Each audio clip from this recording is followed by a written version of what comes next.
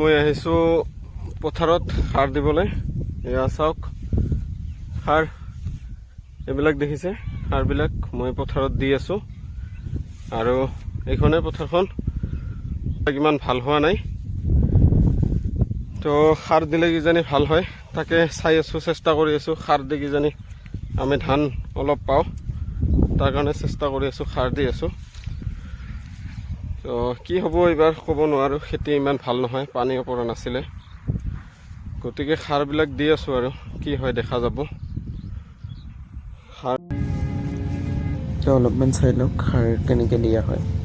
এয়া মই এনেকৈ দি আছোঁ, এনেকৈ দিয়া হয়, ইউৰিয়া সাৰ হয় এইবিলাক, এনেকৈ দিব লাগে, চাই থাকক।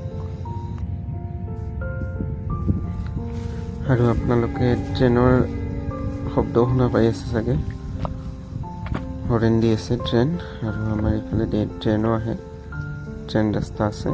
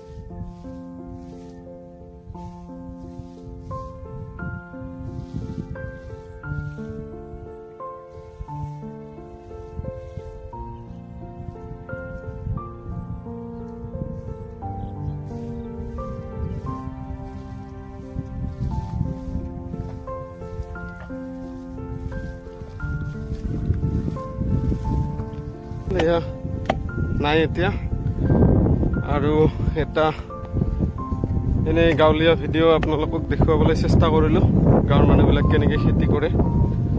তাকে যদি ভিডিঅ'টো আপোনালোকক ভাল লাগে তেনেহ'লে লাইক কৰি দিব আৰু শ্বেয়াৰ কৰিব।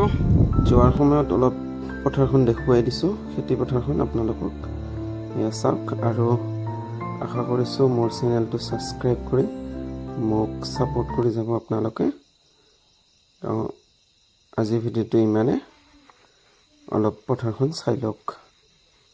এনেকুৱাই আমাৰ পথাৰখন বহুত ধুনীয়া হয়, চাওক এবাৰ।